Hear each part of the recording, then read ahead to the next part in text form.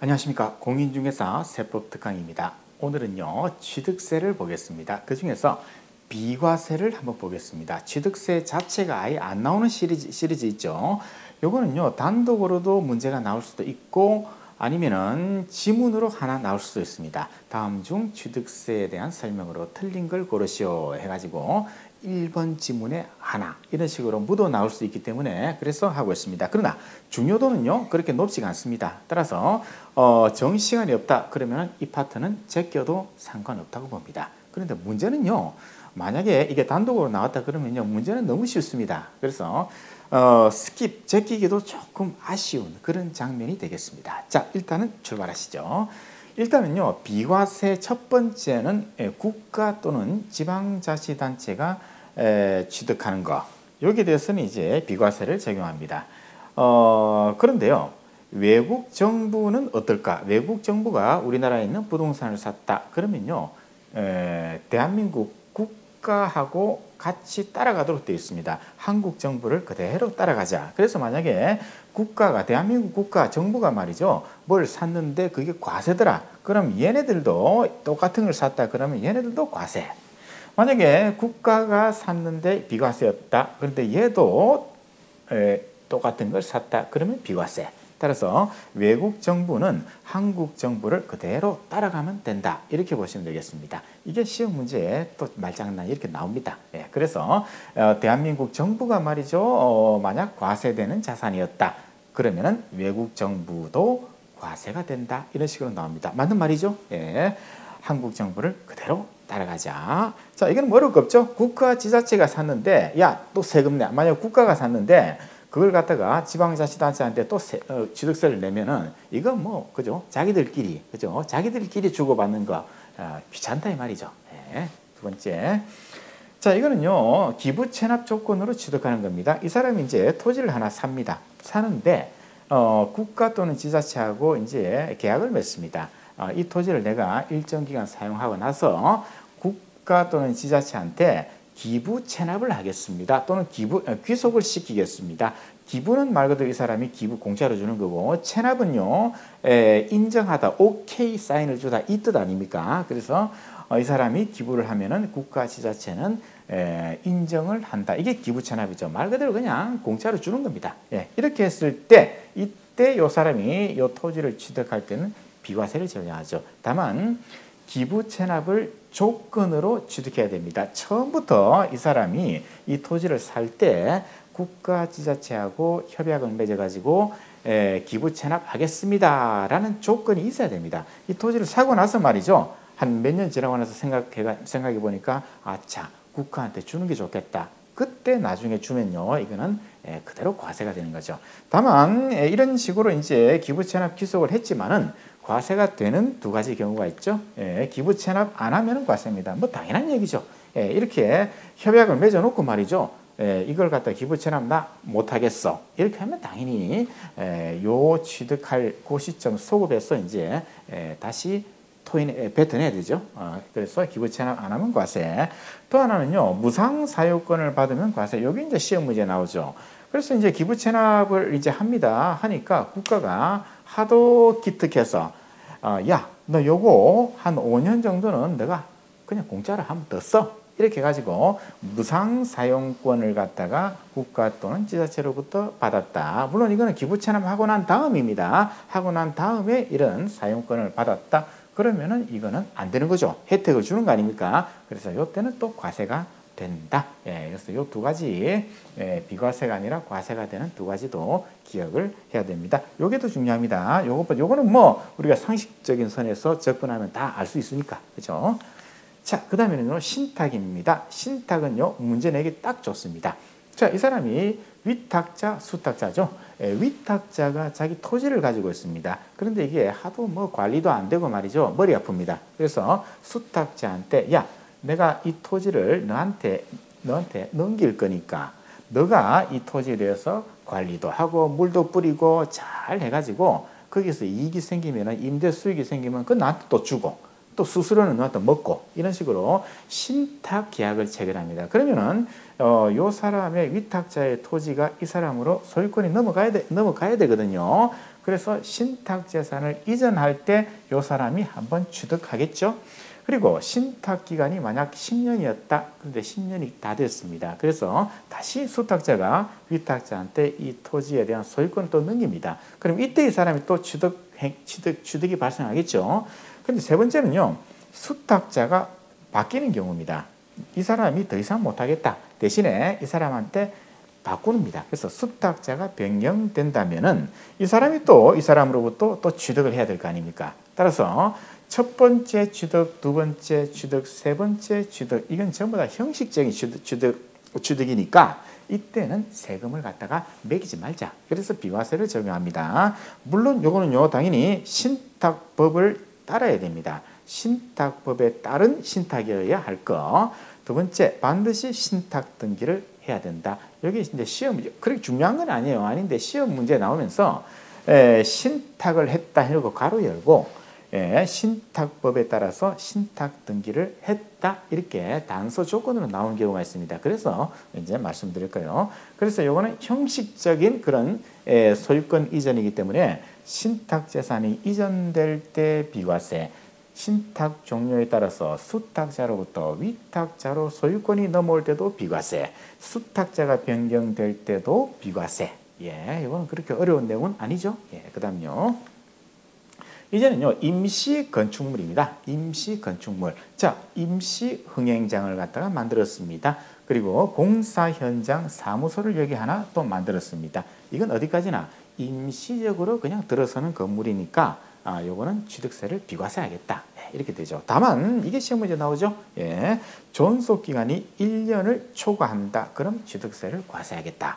임시 흥행장 서커스장이 이제 들어섰는데 1년 6개월 동안 이 임시 건축물을 만들고 있더라. 그러면 이때는 취득세가 과세가 된다는 거죠. 그래서 임시 건축물은 비과세인데 존속 기간이 1년을 초과하면은 과세된다. 그래서 시험 문제는 이렇게 나오죠. 임시 흥행장을 만들었는데 존속 기간이 1년을 초과하면은 요건 비과세가 된다. 이렇게 말장난을 자꾸 합니다. 그다음요. 그다음에요. 이제 공동주택의 개수, 공동주택의 개수입니다. 개수는 말 그대로 수리입니다. 리페어, 수리를 하는 거죠. 그런데 요거는요. 이렇게 이제 공동주택이 이런 식으로 이제 일종의 깨끗하게 이제 수리가 된다. 이제 그런데 국민주택 규모 이하여야 합니다. 요 개별 호실들이 국민주택 규모 이하 그렇죠. 그러니까 아주 뭐 큰 평수 이런 건 안 되고요. 국민주택 규모. 그 다음에 시가 표준액이 9억 이하인 주택입니다. 요 하나하나 호실별로 시가 표준액이 9억 이하. 그러니까 부자들의 그런 아파트는 안 된다 이 말이죠. 서민 아파트. 이러면요. 개수를 하면은 이것도 비과세를 적용을 받을 수 있다. 키워드 이건 그대로 암기하세요. 공동주택을 개수했는데 국민주택 규모 이하이고 이거는 면적이겠죠. 시가 표준액이 9억 이하인 그런 주택이다. 이러면은 이제 취득세 비과세. 그다음에요. 이제 마지막 내용입니다. 징발재산 정리에 관한 특별조치법이 있습니다. 여기에 따라서 이제 징발을 당합니다. 이 사람이 토지를 갖고 있었는데요. 국가 비상사태가 발생했습니다. 전쟁이 발생했습니다. 그래서 이 토지를 갖다가 국가가 야, 그 토지 가져와 이렇게 해가지고 징발을 당해버립니다. 한마디로 말해서 뺏어간다 이 말이죠. 물론 대가를 지불합니다. 대가를 지불하고 이제 국가가 가져가지만은 그런데 그 다음에 전쟁이 끝나고 나서 이제 그 다음에 이 사람이 다시 이걸 갖다가 찾아올 수 있는 권리가 있습니다. 이걸 갖다가 징발재산 환매권이라는데요. 환매권이 이 사람한테 주어집니다. 그래서 이때 이 사람이 국가한테 야 환매권 나 행사할래. 그 토지 나한테 가져와. 그럼 이제 이 사람이 또 돈을 줘야 되겠죠. 돈을 주고 다시 찾아옵니다. 이건 뭐 당연히 비과세겠죠. 환매권의 행사로 매수하는 부동산은 당연히 비과세. 이 사람이 원해서 판 게 아니니까 자기 거 찾아오는 거니까 당연히 비과세가 되겠습니다. 자, 이 정도만 하면요. 이제 비과세는 더 이상 할 거 없습니다. 이제 기출문제를 한번 쭉 보겠습니다. 기출문제 지금부터 한번 살펴보겠습니다. 자, 지방세법상 취득세가 부과되지 않는 걸 골라라. 즉 비과세를 골라라 이 말이죠. 주택법에 따른 공동주택의 개수로 인한 취득 중, 공동주택의 개수, 아까 비과세 있었죠. 개수로 인한 취득 당시 주택의 시가 표준액이 9억 원 이하인 경우, 이거 정확하게 나왔네요. 정확하죠? 시가 표준액이 9억 이하다. 아유, 이건 뭐, 자, 이게 뭡니까? 바로 이게 정답이네. 그죠? 취득세가 비과세 되니까, 그죠? 바로 정답입니다. 자, 두 번째, 형제 간의 부동산을 상호 교환했다. 자, 교환은요, 이거는 유상취득이죠. 매매 교환은 전부 다 대가를 주는 거 아닙니까? 교환하는 것도 자기가 가진 그런 부동산을 주고받으니까 이건 대가, 유상취득이죠. 그래서 이거는 당연히 유상취득 4%를 적용하면 되겠죠. 직계 존속으로부터 거주하는 주택을 증여받았다. 이건 뭐 당연히 무상취득, 그죠? 증여에 의한 취득 3.5%를 내면 되겠죠. 자, 요거 상호 교환 어디선가 한번 다룬 적이 있죠? 바로 그겁니다. 납세 의무자 할 때. 자, 혹시나 싶어서 한번 더 할게요. 자, 배우자 또는 직계 좀비속 간, 배우자 또는 직계 좀비속 요 사이에 이제 부동산을 갖다가 양도를 합니다. 실제로 매매 대금을 주고받고 이렇게 하면은 우리 지방세법에서는요, 지방자치단체는 이걸 증여로 간주를 해버립니다. 그렇죠? 배우자끼리 무슨 부동산을 주고 사고 파느냐, 그리고 아빠, 엄마한테 아들이 어떻게 그걸 돈을 받고 파냐, 있을 수 없다 이 말이죠. 그래서 배우자 또는 직계 좀비 속한 부동산을 거래하면 무조건 증여로 볼게. 다만 증여가 아니라 유상취득, 진짜 요거 양도로 인정해 줄게. 이게 네 가지가 있었잖아요. 이게 바로 이거 아닙니까? 돈 준 사실을 입증하면 되고요. 그 다음에 공매, 경매로 부동산을 취득했다. 부동산을 교환했다. 교환 요거 나왔잖아요. 파산 선고로 처분되는 부동산 취득, 요 네 가지를 직계 좀비속 또는 배우자 얘네들끼리 부동산을 사고 팔았을 때 요 네 가지 사유로 우리가 돈을 주고 받았다. 그러면은 이거는 증여가 아니다. 유상 취득으로 인정해 줄게. 요 네 가지가 있었죠. 그런데 부동산 교환은 배우자 직계 좀비속 간 부동산을 교환해도 유상 취득으로 인정하는 마당에 앞에는 뭐였습니까? 그렇죠. 형제간이니까 특수관계인인데 배우자 직계 좀비속이 아니죠. 따라서 이건 뭐 말할 것도 없이 유상거래로 보는 거죠. 따라서 취득세 당연히 내야 되는 거죠. 그래서 혹시나 싶어서 이렇게 한번 더 했습니다. 이거 아주 중요하다 그랬죠. 시험 문제 나오면은, 왜냐하면 4개짜리니까 시험 문제 만들기가 너무 좋잖아요. 출제 유형이 문제를 만들기가 아주 수월하기 때문에 우리가 기억을 해야 됩니다. 자, 4번 파산 선고로 인하여 처분되는 부동산 취득. 자, 배우자 직계 좀비속 간에도 유상 취득인데 당연히 이건 유상 취득으로서 취득세 내야 되죠. 주택법에 따른 주택조합이 해당 조합원용으로 조합주택용 부동산을 취득한 경우, 자, 요거는요, 납세 의무자는 누굽니까? 주택조합입니까? 조합원입니까? 그렇죠. 조합원이 납세 의무자죠. 자, 요거 납세 의무자 할 때 한번 했습니다. 우리가 재개발, 재건축한다 그러면 이런 조합들이 막 결성이 되고, 그러면 조합원이 가지고 있던 요 주택 또는 토지를 갖다가 이걸 갖다가 이제 명의를 갖다가 이쪽으로 넘겨야죠. 넘겨서 여기서 일괄적으로 이제 새롭게 건물을 올리고 그렇게 하죠. 그랬을 때 조합원의 주택, 조합원용 부동산 이걸 갖다가 이쪽으로 넘겼다. 이때 취득은 누가 취득세를 내야 되느냐 이 말이죠. 자, 조합원이 주택을 취득한 것으로 보겠다. 즉 조합원, 이 사람이 납세 의무자라는 거죠. 그죠? 그리고 이제 건물이 완공되고 나서 이제 이 사람들이 이제 새 건물을 받겠죠. 그때는 또 취득세를 낼 필요가 없죠. 이때 한번 냈으니까 어쨌든 요걸 묻고 있습니다. 조합원용으로 취득한 주택이다. 그렇죠. 주택조합이 해당 조합원용으로 조합주택용 부동산을 취득한 경우 그렇게 돼 있죠. 이래서 유상, 그죠? 이것도 당연히 취득세를 낸다, 그죠? 자, 그다음요.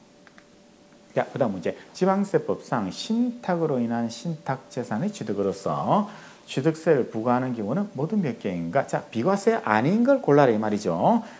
위탁자로부터 수탁자에게 신탁재산을 이전하는 경우, 이건 첫 번째였잖아요. 첫 번째, 위탁자가 수탁자한테 토지를 이제 넘겨주면서 이 토지 너가 관리해가지고 수익이 생기면 나한테 줘. 자, 당연히 비과세죠. 신탁이 종료되었습니다. 수탁자로부터 위탁자에게 신탁재산을 이전한다. 이건 두 번째 경우 당연히 비과세. 수탁자가 변경되어 새로운 이제 수탁자에게 신탁재산을 이전했다. 이건 세 번째 경우 비과세. 주택법에 따른 주택조합이 비조합원용 부동산을 취득하는 경우, 이거는 신탁에 해당하지 않죠. 아까 말씀드렸죠. 요 세 가지 경우는 전부 다 신탁법에 따라서 이제 신탁이 이루어진 경우죠. 근데 요거는 신탁법하고는 관계 없는 거죠. 예, 그래서 요거는 정답이 요게 되겠습니다. 아주 이거는 뭐 너무 쉬운 문제죠. 이 세 가지는 우리가 다 기억을 암기를 하고 있잖아요. 그래서 이거는 아주 거저먹는 문제. 자, 지방세법상 취득세가 비과세되는 경우로 틀린 거 고르기. 대한민국 정부에 대해서 비과세하는 외국 정부의 국내 부동산 취득. 자, 외국 정부는 말이죠. 우리나라 정부를 항상 따라간다 그랬죠. 그래서 우리나라 정부가 비과세를 하더라. 그럼 외국 정부도 당연히 따라서 비과세를 하는 거죠. 따라서 비과세 되는 경우 맞죠? 지방자치단체의 기부 체납을 조건으로 취득하는 부동산. 오케이, 이거 했죠. 당연한 얘기입니다. 신탁자, 신탁법에 따른 신탁. 그렇죠. 신탁 등기가 병행된 것만 해당한다. 그렇죠. 신탁 등기를 반드시 해야 된다는 거. 자, 신탁 재산의 취득으로서 위탁자로부터 원래 소유자 수탁자에게 신탁 재산을 이전한다. 이건 신탁의 첫 번째 케이스. 당연히 비과세.